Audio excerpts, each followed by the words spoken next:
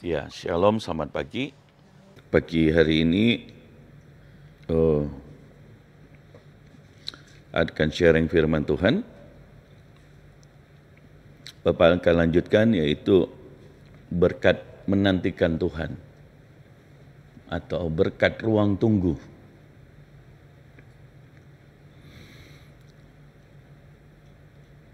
Poin yang berikutnya adalah di dalam menantikan Tuhan atau di ruang tunggu, itu tempat atau time, waktu, di mana Tuhan mau membangun iman kita dan keyakinan kita, kepercayaan kita kepada Tuhan. Sebab itu butuh waktu.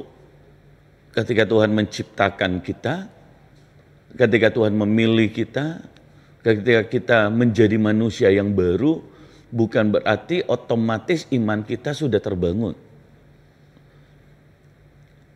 Gitu. Nah, kenapa mesti ada ruang tunggu atau menantikan janji Tuhan? Karena antara janji Tuhan dan pengendapannya itu ada sebuah proses waktu dan proses yang mesti dilewati oleh semua orang.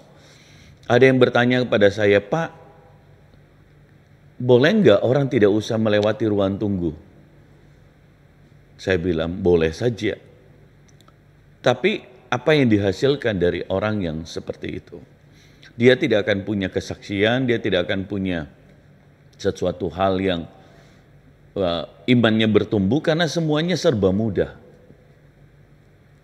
Mungkin orang dunia juga bisa berkata bahwa dia punya iman kalau dia tidak pernah mengalami masa ujian, masa ruang tunggu untuk menumbuhkan imannya, keyakinannya, kepercayaannya kepada Tuhan.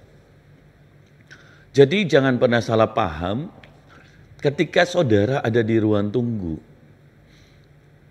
Karena poin ini sangat penting, yaitu bahwa di ruang tunggu Tuhan mau kita membangun iman kita. Membangun keyakinan kita kepada Tuhan. Karena dengan apakah orang melihat dunia ini? Dan orang menjadi percaya, yaitu iman kita. Firman Tuhan juga berkata, dengan apakah kita mengalahkan dunia ini? Yaitu dengan iman kita. Jadi seseorang yang tanpa memiliki iman yang kuat, tidak mungkin bisa memenangkan kehidupannya.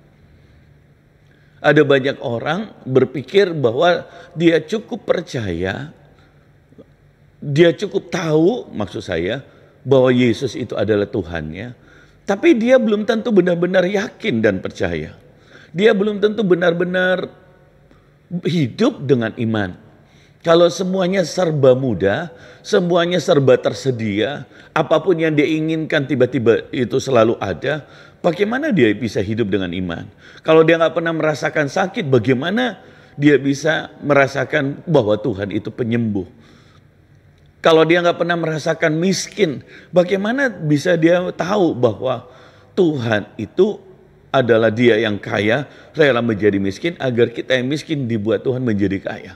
Kalau dia tidak pernah mengalami sebuah proses untuk menguji imannya, seperti Sadrak, Mesak, Abednego, bahkan dia harus dibuang ke perapian, ataukah dia memilih menyangkal nama Tuhannya, dan dia memilih untuk tetap percaya kepada Tuhan.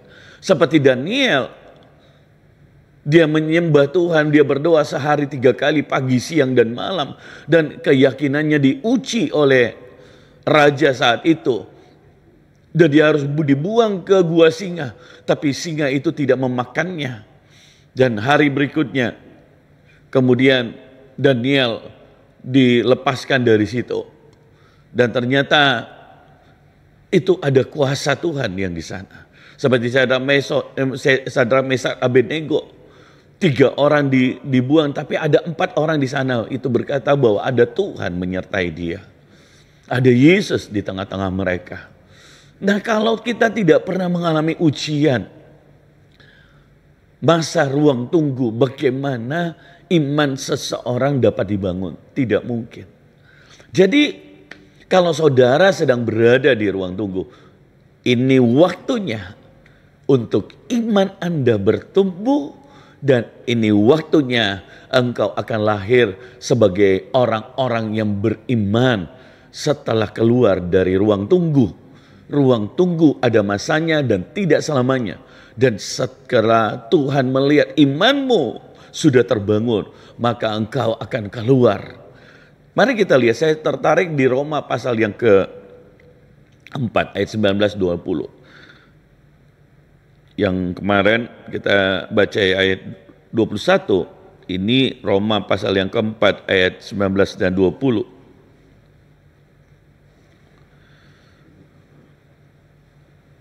Roma pasal yang ke-4 ayat 19 dan 20.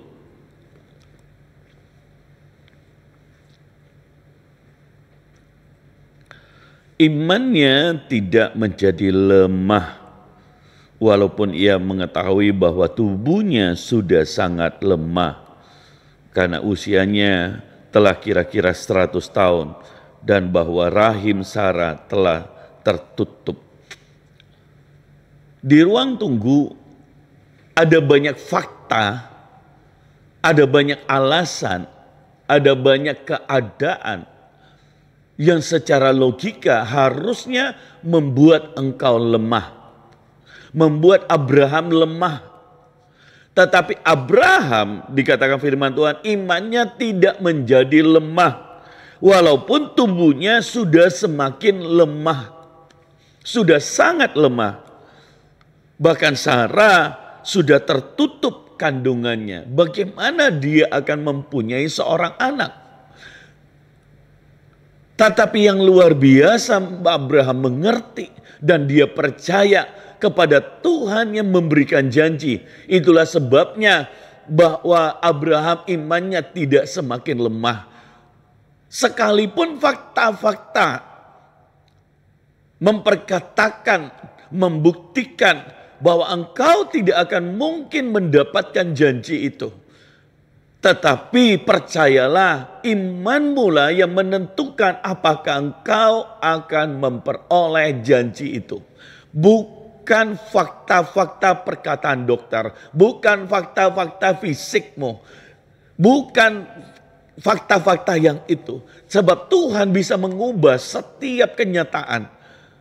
Dia bisa membalikan keadaan. Waktu dia melihat iman saudara sungguh-sungguh kepada dia. Itu terjadi pada Abraham. Sarah kandungannya telah tertutup, tapi Tuhan yang membuka apa yang tertutup. Amin. Amin. Abraham menjadi sangat lemah, tetapi Tuhan yang memberi dia kekuatan. Terbukti bahkan ketika Sarah sudah mengandung Ishak, Abraham punya satu istri lagi, Keturah, dan punya 4 orang anak. Saudara lihat betapa iman itu sangat penting. Sarah yang kandungannya tertutup dapat mengandung walaupun dia sudah berusia sangat tua dan sudah tertutup kandungannya. Ini artinya apa? Bahwa di ruang tunggu yang ingin Tuhan lahirkan bukan hanya sebuah terobosan, sebuah jawaban doa, tapi yang ingin Tuhan bangun adalah iman saudara dan saya. Ini sangat-sangat penting. Karena pergumulan Anda bukan hanya satu, tapi Anda akan menghadapi banyak tantangan. Tapi kalau saudara punya iman yang sungguh-sungguh, engkau akan bisa melihat setiap tantangan itu dan memenangkannya. Saudara bisa menghadapi setiap tantangan itu dan melihat sebuah terobosan. Saudara akan bisa melaluinya dan saudara akan melihat mujizat Tuhan, pemakaian Tuhan atas hidup saudara, dan saudara bisa menyaksikan betapa Tuhanmu itu adalah Allah yang hidup, Allah yang luar biasa. Iman saudara yang mengalahkan dunia ini. Ayat 20, tetapi terhadap janji Allah, ia tidak bimbang karena ketidakpercayaan. Malah ia diperkuat dalam imannya dan ia memuliakan Tuhan. Terhadap janji Allah di ruang tunggu, apa yang saudara lihat selalu? Mari lihat selalu janji Allah. dan jangan pernah bimbang. Manusia itu cenderung ingin yang instan. Manusia cenderung ingin yang mudah. Manusia cenderung ingin yang cepat. Tetapi seringkali Tuhan melatih apakah engkau sungguh-sungguh tidak bimbang. Ataukah engkau bimbang? Apakah engkau sungguh-sungguh percaya kepada janjinya? Ataukah engkau menjadi ragu-ragu? Tuhan melatih bagaimana sikap saudara terhadap janji Tuhan. Karena janji Tuhan diberikan itu berbicara tentang pribadi Tuhan. Ingatlah selalu bahwa Dia Tuhan. Karena Dia Tuhan, tidak ada yang melebihi Dia. Apabila Dia berjanji kepada saudara, apabila Tuhan berjanji, itu adalah pribadi Tuhan. Dia pasti menepatinya. Dia Tuhan yang tidak pernah berbohong. Dia Tuhan yang tidak pernah berdusta. Dia Tuhan yang tidak pernah lalai menepati janjinya. Sebab Dia Tuhan sendiri yang berfirman. Yesus sendiri adalah firman itu. Dan ketika saudara percaya kepada Yesus, percaya atas setiap firman-Nya pasti digenapi. Bahkan Tuhan berkata kalau Dia memberikan putranya, Dia memberikan Yesus sendiri, Yesus memberikan hidupnya, apalagi hal yang lainnya. Tapi ada satu hal yang bisa membuat engkau tidak melihat janji itu. Apa itu? Bimbang. Ketidakpercayaan, ragu-ragu. Ini yang membuat orang tidak bisa melihat janji. Iblis selalu bisa berbicara dalam pikiranmu, di dalam perasaan saudara, di jiwa saudara, keinginanmu, di dalam, bahkan iblis bisa seperti bicara, membisikkan sesuatu di hatimu. Saudara, makanya saudara harus, bagaimana caranya Pak? Saudara harus senantiasa membaca firman Tuhan. Itu akan membangun imanmu. Saudara harus menemukan rema setiap hari. Itu akan menguatkan saudara. Saudara harus membangun hal itu dan engkau memperkatakan firman Tuhan. Dan engkau akan menolak setiap perkataan yang bukan dari Tuhan. Engkau deklarasi, engkau ucapkan firman Tuhan. Engkau bisa merenungkan Tuhan firman-Nya dan kau bisa mencabut setiap perkataan. Pak, bagaimana kalau saya sudah memperkatakan banyak hal yang buruk? Firman Tuhan berkata engkau bisa membatalkan itu. Tapi jangan membatalkan hari ini, besok bikin lagi, lusa bikin lagi setiap hari. Tidak bisa bermain-main begitu saudara. Itu tidak ada kuasa saudara. Ketika kau membatalkan, saudara harus belajar untuk tetap percaya, jangan lagi bimbang hatimu. Tetap sungguh-sungguh. Ada banyak orang itu seperti lampu yang kelap-kelip.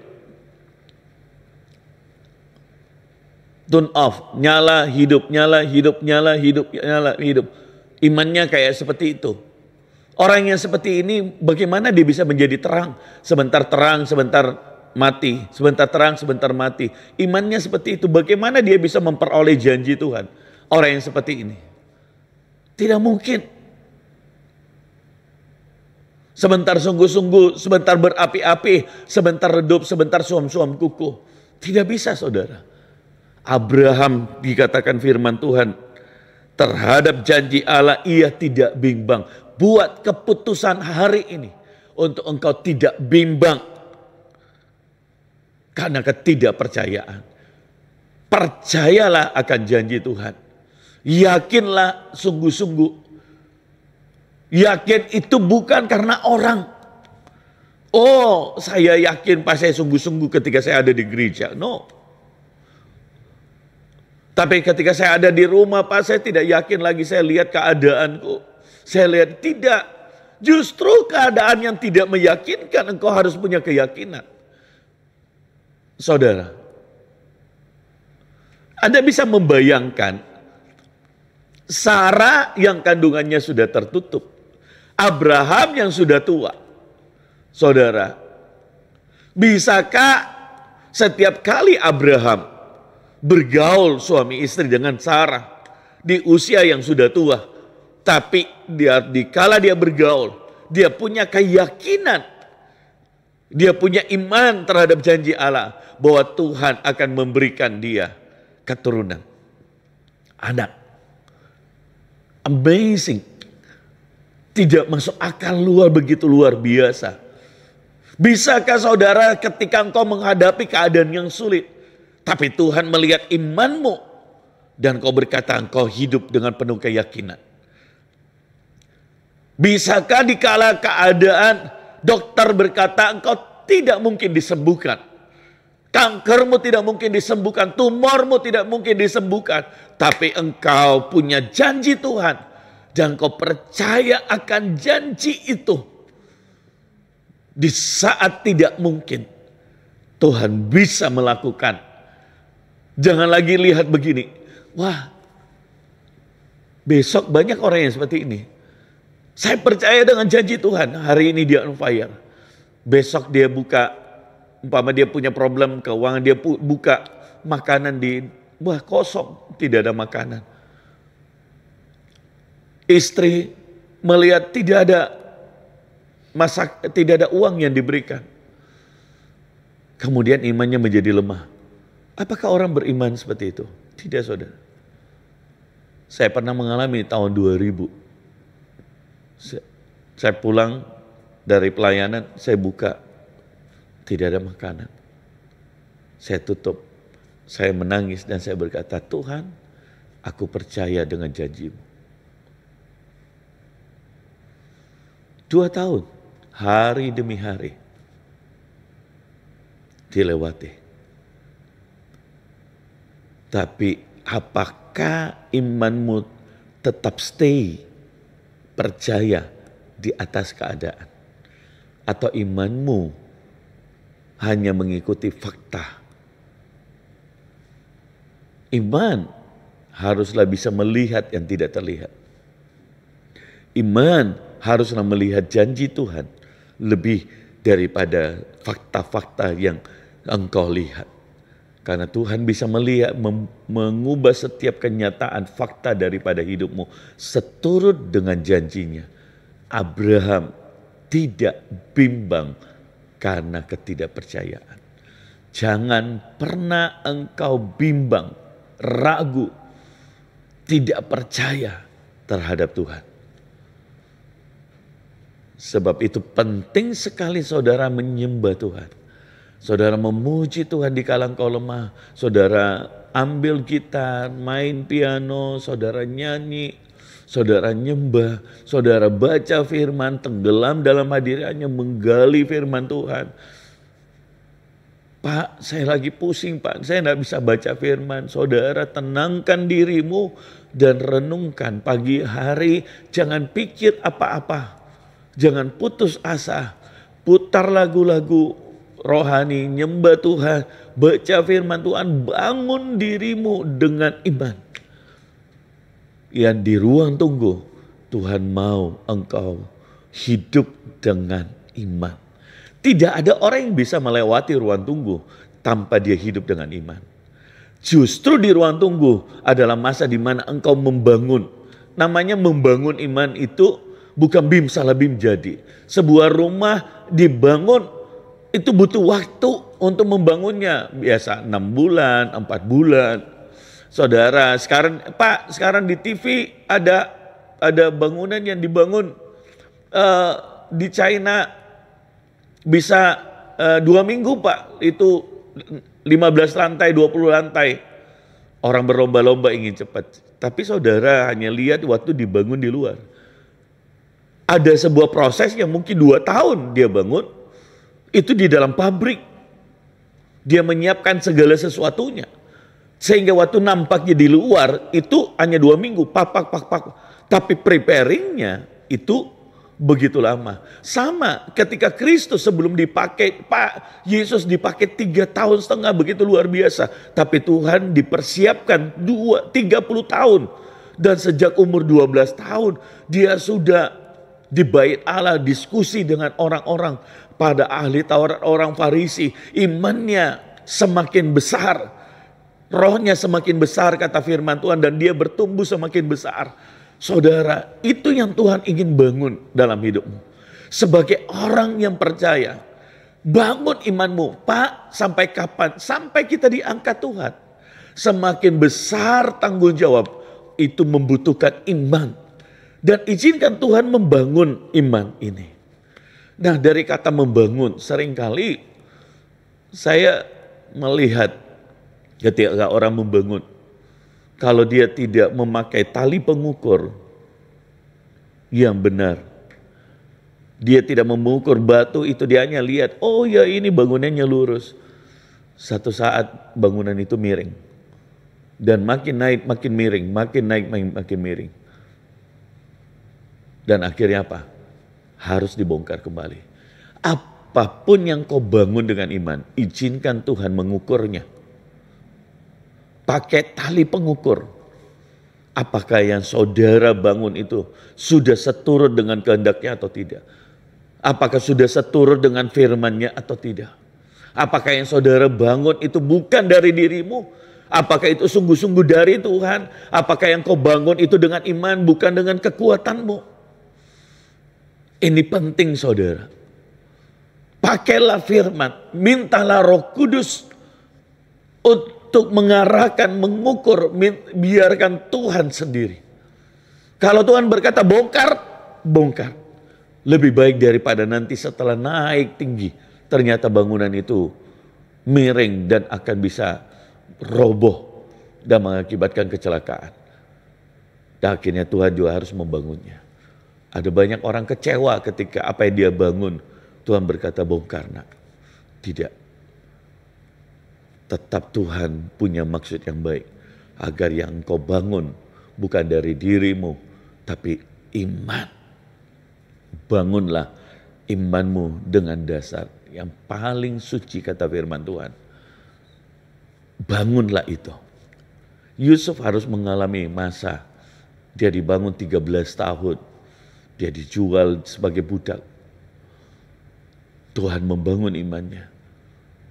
Sebagai budak di Potifar. Sudah itu dia masuk penjara. Saudara. Dan kemudian dia dibangun imannya. Izinkan Tuhan membangun imanmu. Dan ketika Tuhan membangun imanmu, biar engkau keluar sebagai orang-orang yang beriman. Terlalu mudah untuk Tuhan menjawab doa. Tapi hari ini kita mengerti satu hal, bahwa yang Tuhan mau adalah membangun iman saudara. Dan ini adalah keputusan engkau untuk hidup dengan iman. Lawan daripada hidup dengan iman apa? Mengandalkan manusia. Mengandalkan kekuatan sendiri. Orang yang mengandalkan kekuatannya sendiri, dia tidak akan hidup dengan iman. Orang yang mengandalkan manusia tidak akan hidup dengan iman. Dan imannya gak mungkin terbangun. Oleh sebab itu kenapa Tuhan mau sampai di titik Abraham tidak ada dasar lagi untuk percaya. Fakta-fakta. Dia tidak bisa lagi berkata, oh istriku itu karena masih muda. Oh rahimnya sudah tertutup saudara. Dia gak bisa lagi berkata, oh karena saya masih kuat, saya masih gagah. Dia sudah 100 tahun, dia sudah menjadi sangat lemah. Kata firman Tuhan. Tapi di titik dia sangat lemah. Di titik kandungan itu tertutup. Iman Abraham tetap yakin dengan janji Tuhan. Mari cek hari ini. Bagaimana atmosfer, tensi dari imanmu. Apakah engkau masih tetap berapi-api? Apakah engkau masih tetap percaya? Kalau tidak, hari ini berlututlah dan bicara kepada Tuhan. Mintalah iman dan katakan Tuhan, ampuni aku. Ampuni aku yang bimbang. Ampuni aku yang tidak percaya. Ampuni aku yang bersungut-sungut. Ampuni aku yang menjadi lemah ini. Tapi aku mau bangkit. Dan aku mau percaya. Aku mau bangun imanku. Dan di dalam nama Yesus, bangunlah. Jangan bergaul dengan orang-orang yang melemahkanmu. Jangan bergaul dengan orang-orang yang bicaranya negatif tentang engkau. Jangan bergaul dengan orang-orang yang tidak mempercayai Tuhan, karena itu akan melemahkan imanmu. Jangan masukkan informasi-informasi yang buruk. Jangan nonton hal-hal yang buruk, tapi lakukan, lihat, bergaullah dengan orang-orang yang membangun imanmu. Itu yang saudara perlukan saat saudara ada di ruang tunggu.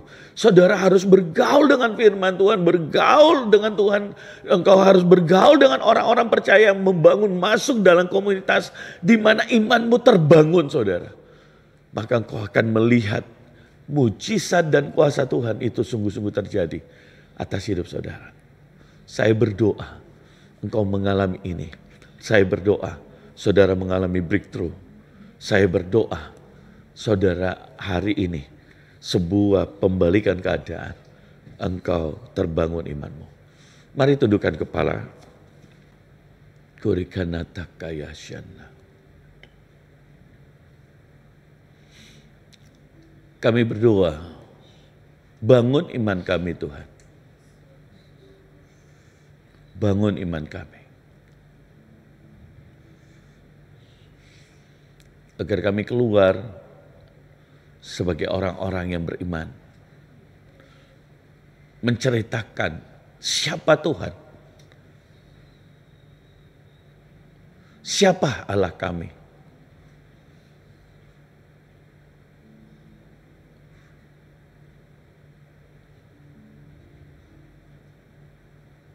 Hari ini kami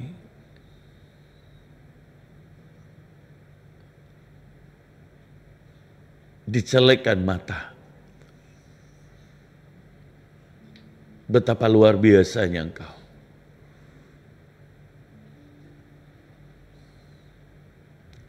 Bapa, kami berdoa di dalam nama Yesus. Bangun iman kami. Kami mau membangun iman kami dengan di atas dasar iman yang tulus dan murni. Hati yang suci. Dan di dalam nama Yesus. Dalam nama Yesus. Setiap yang lemah dikuatkan Tuhan. Setiap yang bimbang dibuat Tuhan percaya. Setiap yang ragu-ragu dibuat Tuhan yakin. Sehingga kami punya keyakinan yang kokoh kepada Tuhan. Yang tidak mudah diombang-ambingkan oleh apapun. Cerita tentang Engkau bukan sebuah teori. Bukan dari apa kata orang. Tapi buat itu dari kata hidup kami. Jagai setiap perkataan kami. Jagai setiap pikiran kami. Jagai setiap apapun juga yang masuk dan yang keluar. Biar semuanya memuliakan Engkau. Mengagungkan namamu. Meninggikan Engkau. Biar yang keluar semuanya adalah iman. Kalau hari ini kami sedang mengandung. Biarlah kami mengandung. Sampai waktunya kami melihat janji Tuhan itu. Baru kami menceritakan semuanya. Urapi, pimpin kami, tuntun kami Tuhan. Dan Kau yang mengubah hidup kami.